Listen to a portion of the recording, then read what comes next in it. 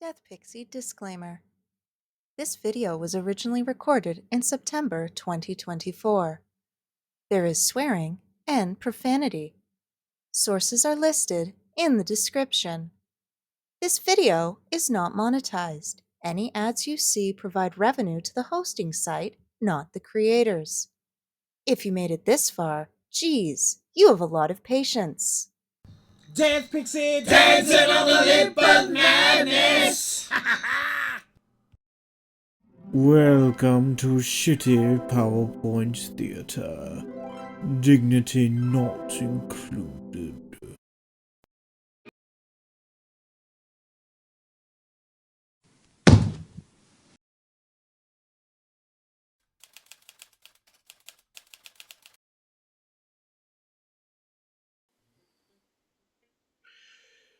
Hello, everybody. Good morning. I am Trapdoor Crabsworth here on behalf of Reggie. And as you all know, if you have seen our website relaunch and or the title of this, this is the first in a series of many episodes, basically stating Reggie for PM. We believe that Canada is at a crossroads, and we also believe that our history will allow us to take a sad song and make it better. Remember to put it into your heart so you can start to make it better. It is an honor and a privilege to be here with you today. I am Trapdoor Crabsworth alongside Myry Witch. This is so much fun. Although serious, it is a serious occasion. Very serious. But we can still have fun. See, that is what Canada should be, though. And that is the principle that Regina Dentata will bring to Canada as Prime Minister. Yeah. Now, in case you didn't hear our preamble to this little project, there is an assault on squatters' law, which Absolutely. is, of course, how we intended for Canada to take over the world. Now, it was going to be a slow process because some squatters' law, it's like a couple months. Other ones, could be upwards of 10 to 15 years. So we knew this would be long haul. But now with an attack, we have to go on the offensive. So we are proposing Regina Dentata for Prime Minister. But obviously, in order to do that, we need to figure out what is a winning platform. And in order to do that, we have to go through Canadian politics, through all past leaders. But also, we switched over to Spotify, which means I have access to better statistics, which means I know the majority of our audience is, in fact, from the US. So we have to do a bit of preamble here because our electoral system is different from yours. And some would argue worse. I would say it's not worse. Well, they get to actually vote for their president. They get to vote, but it has to go through the Electoral College, which can make their own call, which means it's not a direct democracy.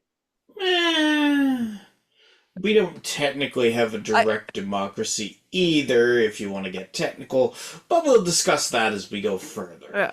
I'm also going to say I do view our electoral system as better than the US because I personally think a multi-party system is better than two. Hey, writing candidates are a thing. It's not the same as having a whole party. Now that No, it isn't. If you're looking for freedom of choice, like, obviously ours is better.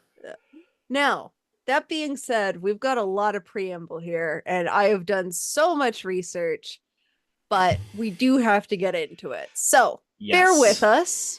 I do promise that, there are fun, light episodes closer to the end of this portion of the series. And then we're going to reveal the platform because as we go through all this history, we're going to pick out the top points that we are like, this is going to help us win. So the final episode for this is actually going to be, you're seeing our process of creating that final episode. So yes, this will be fun. Now then, how to get elected in Canada. So, first off, we have an introduction to the project, obviously. And it's where I did this come from? What's it for? But also, we've got a lot of terminology I find a lot of other countries don't use, and we got to get through that. Did you have something to say about my happy animations? well, see, the thing that I found absolutely wonderful about this, and why I'm sure Regina Dentata approved of this, is because if you actually look at the pencil with the fireworks coming off of it, it looks like something else. Oh, it totally does. But right now, it's a pencil with fireworks, and I don't know what you're talking about. Absolutely. Yeah. Oh, before we get into it, please note we do use innuendo and we do swear. So if you find that offensive, you've been warned. Yes. Please get the fuck out. Yes. Now then, in terms. Yes. Look at this patriotic. Like I really worked on Maple this. syrup. Maple syrup. Yep. I made There is no better of a patriotic drink. I myself, when I was told that I would become a spokesperson for Regina Dentata, chugged a whole 1 liter bottle of this. Now, for you Americans, a liter is not the same as a gallon, but you will get diabetic shock either way. also our maple syrup is real. Not Yes. not liquid syrup. This is the real thing. This is from the tree. The people in the Yes. Midwest know what we're talking about. Absolutely. All right. First up, compact government. So, compact government could also be called a family compact. It's usually used as it was used as a bit of an insulting nickname to describe the network of men who dominated legislative, bureaucratic, business, religious, and judicial centers of power in Upper Canada, which is present day Ontario, from the early to mid 1800s. So they held largely conservative and loyalist views. They were against democratic reform. They were against responsible government. But by the mid 19th century, immigration and the union of Upper and Lower Canada, Ontario, and Quebec, uh, and the work of various democratic reforms had diminished the group's power. The equivalent of the family compact in Lower Canada was Checkie for all of you. Also, I do want to address something. So people are like, how come Upper Canada is Ontario and Lower Canada is Quebec? And it has to do with the flow of the St. Lawrence River. It's not a Yes. geographic thing. It's based on the water flow of the St. Lawrence River.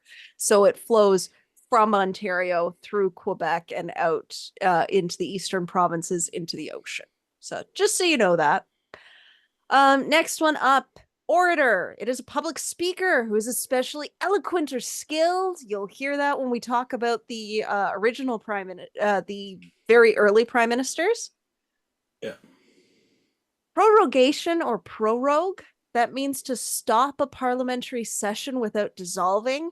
This comes up a lot when we talk about Canadian politics from the last couple decades, especially when we get into Stephen Harper's government. So hold that in your minds. Yes. Keep in mind, however, prorogation does not mean that our government system does not work. It means, for example, it's taking a coffee break that could last several weeks.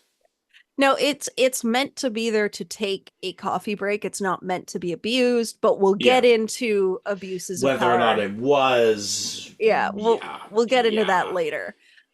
Canadian responsibilities in law. So, what is this referring to? It's talking about how the federal government enacts criminal laws and appoints the county judges, while the provinces enact civil laws and administer the courts. And then, when you're talking about your municipalities or your regions, those are bylaws. So, all judges in Canada are considered federal employees. But depending on which court they work in, they might be working with provincial or municipal or federal government. So just be aware of that. It's all judges are considered federal employees, federal level. Uh, this is a fun one. We have ceded and unceded. For our purposes, ceded refers to surrendered land by Indigenous people. And unceded refers to unsurrendered land by Indigenous people. Side note, I'm using Indigenous in the international meaning to cover, at least in Canada, First Nations, Métis, Inuit, and then etc. And I'll discuss what etc. is when we get into Confederation and Louis Riel, because it's an interesting point that we could Yeah. probably do a whole episode on, but we won't be. But I did want We to touch won't. on that. We won't.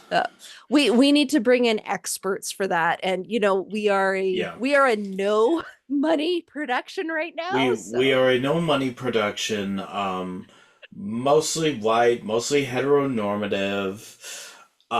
We don't feel we're in the exact position to speak on Indigenous people's matters.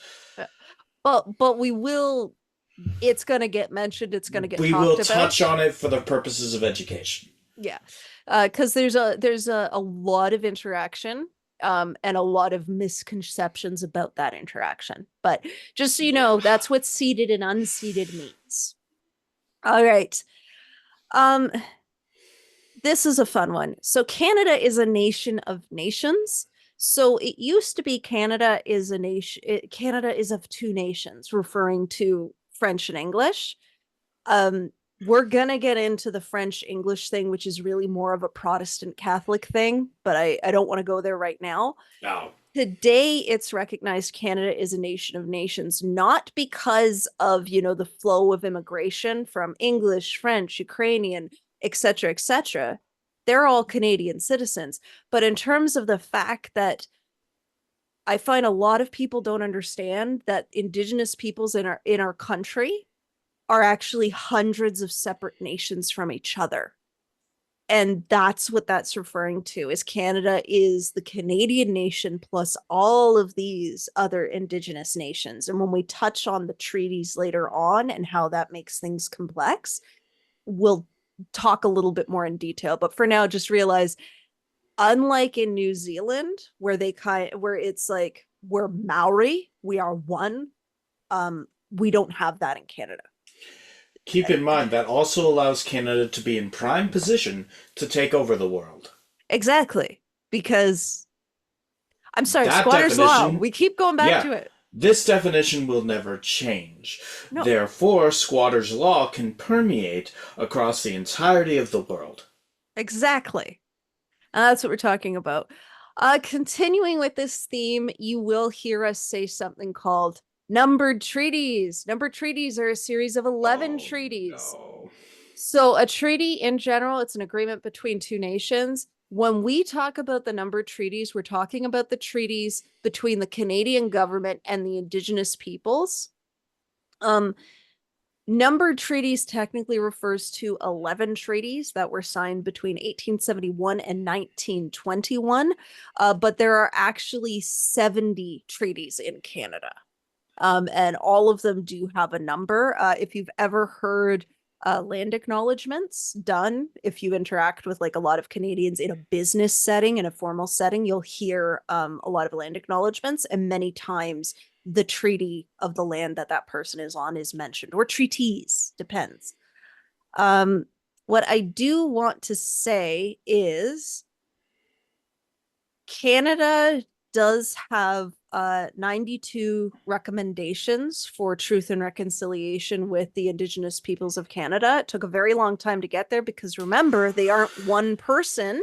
They're not one nation, sorry, they're multiple nations. So it took a long time to get there. They are being worked through. There is, in fact, a federal website where you can see what the federal government is doing.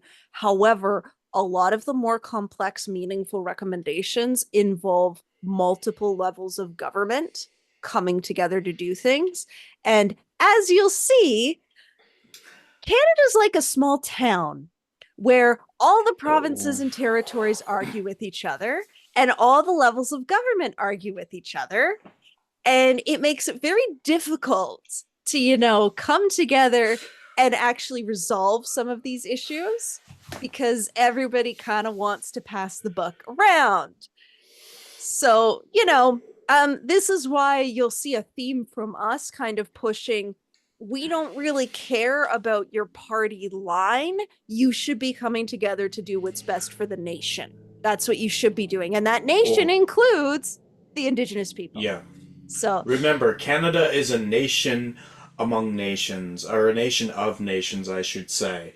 And as a nation, we should be helping out our brothers and sisters and all, non-gendered folk. yeah. And everyone in general in a big sort of cultural mosaic. But generally times, Canada rejects the notion of helping each other and squatters' law. Yes, and we're talking about helping each other. It all comes back to Yeah. squatters' law, folks. It Yeah. all comes back. Yeah. It all Take a comes back. drink every. You know what? You want to make the boring episodes more fun? Take a drink every time we say squatters' law. Yep. That's the new game. So yes, Yeah. I do want to address that. Like, we will go into some more detail. It's a very complex issue, and Yes. Indigenous relations in Canada. It's also a very complex issue, how the provinces and territories fight with each other, but also how different levels of government fight with each other, which is, to me, often or not counterintuitive. Because I come from the opinion of, all right, we're here, we have a problem, let's start doing solutions. Let's do solutions. Let's be solution focused here. Whereas for a lot of other people, it turns into a bit of a dick measuring contest, to say the least. And those things are fun. As fun as they are, they take up a lot of time, admittedly. They do no such thing. And I will have you know, man, it's fun to eat popcorn when you watch a dick measuring contest live, either within the House of Commons or during one of our federal elections. Shout out to the Bloc Québécois. They do a fantastic job of dick measuring and posturing when they know they're not going to win. Yeah. It's amazing if you've ever seen that. And you also see that on the provincial scale, and even more if you get involved with municipal politics, because immediately, absolutely, especially small town municipal politics. There, it's just, hey, look, I got 1.5 inches. I got 1.7. You bastard. Yeah. All right, but we got to keep on going. So, multi-party system. I am going to read out the definition. By the way, a lot of these definitions come from various encyclopedias, but I'll get into where all my sources come from in a slide or two. So, multi-party system is a political system in which political parties across the political spectrum run for elections, and they all have the capacity to gain control of government offices separately or in coalition. Apart from a one-party dominant or two-party system, multi-party systems tend to be more common in parliamentary systems, such as what Canada has, than presidential systems, what the US has, and are far more common in countries that use proportional representation compared to countries that use first past the post elections. You had to. It's in the definition. You had to emphasize it, though. I did. I really did. Thanks a lot. I did. Thanks a lot. But we'll get to that. We will get to that. A protest party or a vote. So we have a multi-party system. That means we do in fact have political parties that are protest parties, such as, I believe it's the Rhino Party that wants to turn Alberta into a giant Saskatchewan into a giant parking lot. We also have individuals who run as, again, protest votes. But there's another way that you can do a protest vote, and it is called doing a null, spoiled, or none of the above vote, depending on where you are. It can be called one of those things. And so basically you are casting your vote and you're spoiling that vote so that that spoiled vote gets counted, because they are. And then what you are showing is you are essentially registering and quantifying your dissatisfaction with the choice of candidates or the current political system.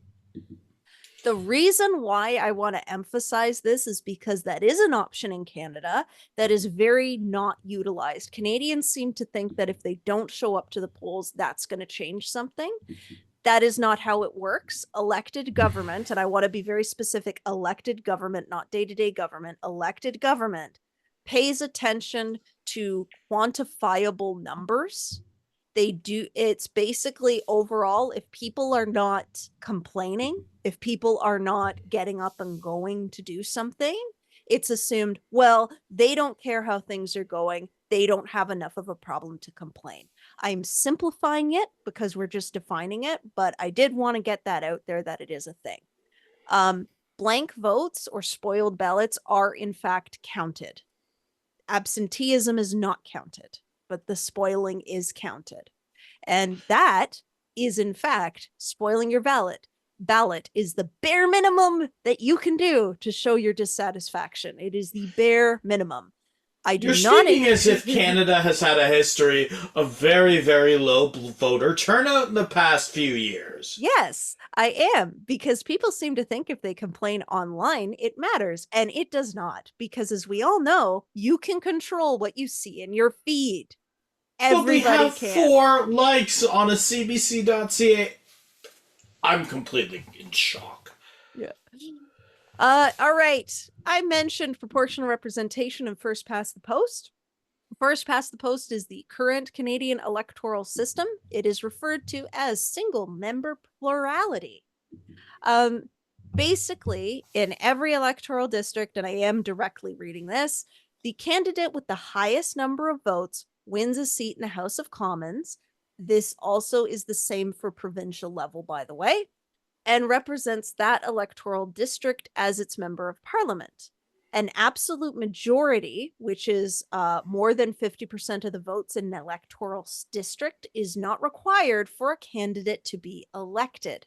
So what it means is somebody has gotten the highest number of votes, they've gotten past that post, therefore they're voted, which leads to an interesting thing when you have low voter turnout, which is you can make it seem like there's a majority in power when in fact there is not. So in Canada recently, and we'll get into this once we start talking about Stephen Harper down the line, our right of center parties combined, where our left of center parties have stayed separate.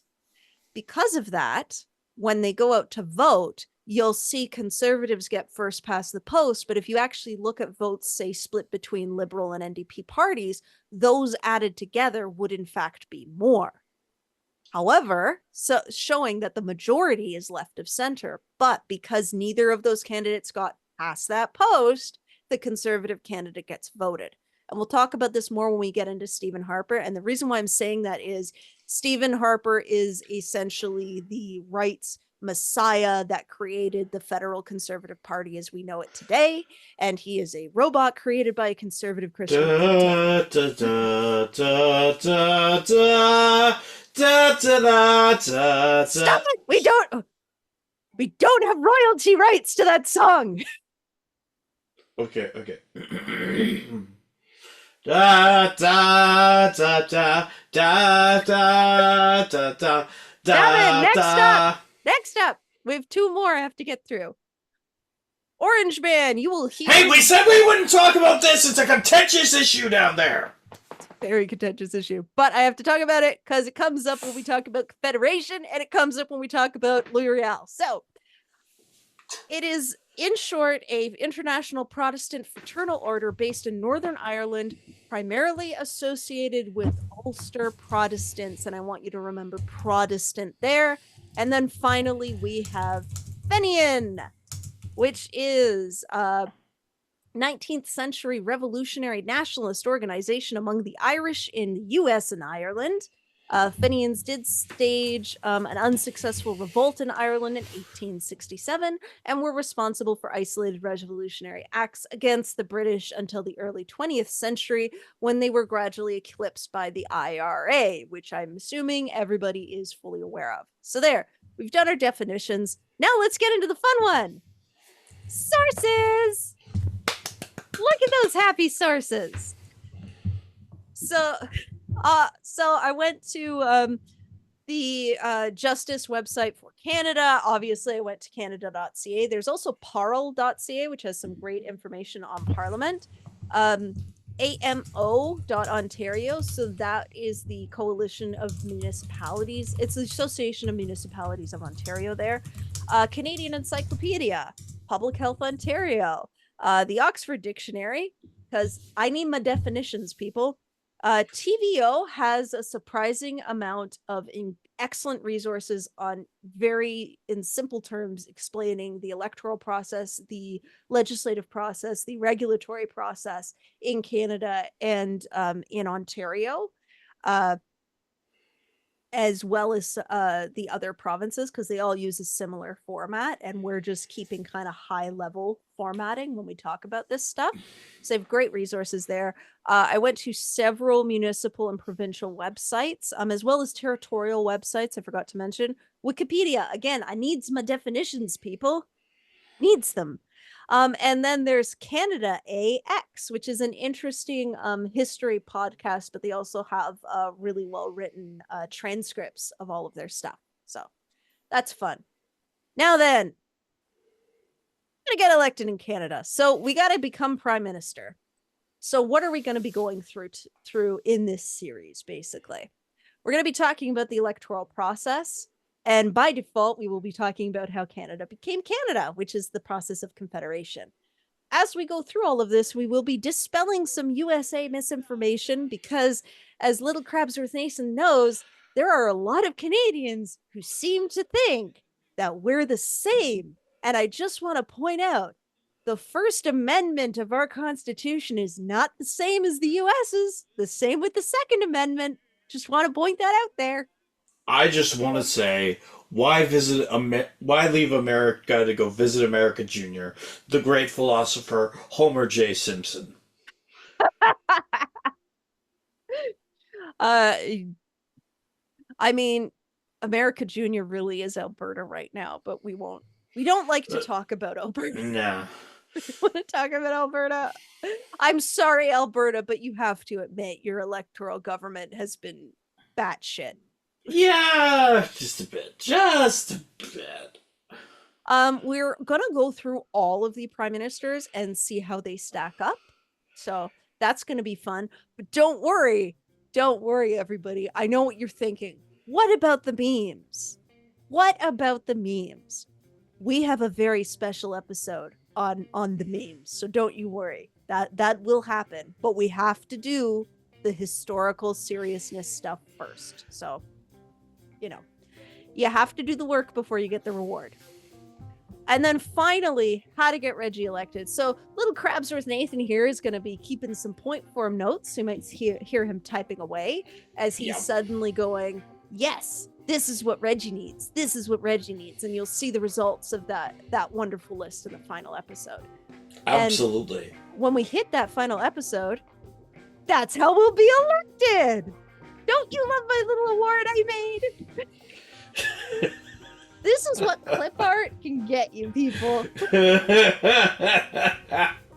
Now, that brings us to the end of episode 1, which was an introduction to the project. So I do want to thank you all. You can check out our website. You could drop us a line. Little Nathan Crabsworth, do you have any words for the people? It is an honor and a pleasure to be with you on this journey. And remember, squatter's law, bitch. Squatter's law. Cool. Also, we are obliged to say, thank you, Jerry, Kazakhstan, we love you! Thank you, Jerry! We all know what Jerry's doing in Kazakhstan, and we very much appreciate Jerry and his adherence to squatter's law. Yes, very much so, and we will have you know in another 47 years, maybe parts of Kazakhstan will be part of Canada, and it's all thanks to Jerry. Yep. Thank you, Jerry. Your sacrifice Thank you, is Jerry. noted. All right, goodbye, everybody. Bye-bye! Hey, this is Trapdoor Crabsworth for Death Pixie. If you liked our content, please like this video and subscribe. And if you want to see more, just check out our links in the description. Do it or Myry will kill you.